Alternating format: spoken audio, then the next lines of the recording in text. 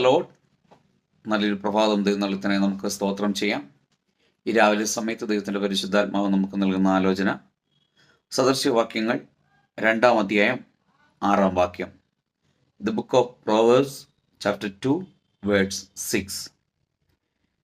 യഹോവയല്ലോ ജ്ഞാനം നൽകുന്നത്, അവൻ്റെ വായിൽ നിന്ന് പരിജ്ഞാനവും വിവേകവും വരുന്നു.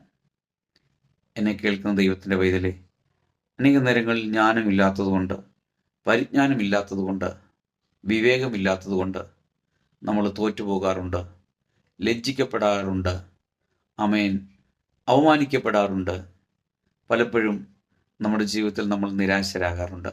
എന്നാൽ ഈ ജ്ഞാനവും വിവേകവും പരിജ്ഞാനവും ലഭിക്കുന്നത് കർത്താവിൽ നിന്നാണ്, അല്ലെങ്കിൽ നമ്മുടെ യേശുവിൽ നിന്നാണ്. ആ യേശുവിൽ നിന്ന് അത് പ്രാപിപ്പാൻ ഈ ദിവസങ്ങളിൽ നാം ഒരുങ്ങുന്നുവെങ്കിൽ നിശ്ചയമായിട്ട് അത് നമുക്ക് ലഭിക്കും.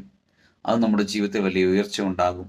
നമ്മൾ തോറ്റുപോയെടുത്ത്, നമ്മൾ നിന്ദിതരായെടുത്ത്, നമ്മളെ ആമേൻ ഉയർത്തുകയില്ലെന്ന് വെല്ലുവിളിച്ചെടുത്ത് നമ്മളെ അത് ഉയർത്തിക്കൊണ്ടുവരും.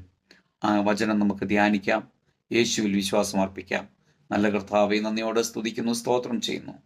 ഈ രാവിലെ സമയത്തിനെ കേൾക്കുന്ന എല്ലാ പ്രിയപ്പെട്ടവരെയും ഈ തിരുവെഴുത്ത് പ്രകാരം പിതാവിൻ്റെയും പുത്രൻ്റെയും പരിശുദ്ധാത്മാവിൻ്റെയും നാമത്തിൽ അനുഗ്രഹിച്ച് പ്രാർത്ഥിക്കുന്നു. പ്രാർത്ഥന ഘട്ടത്തിനായി സ്തോത്രം, യേശുവിൻ്റെ നാമത്തിൽ പിതാവേ, ആമേൻ.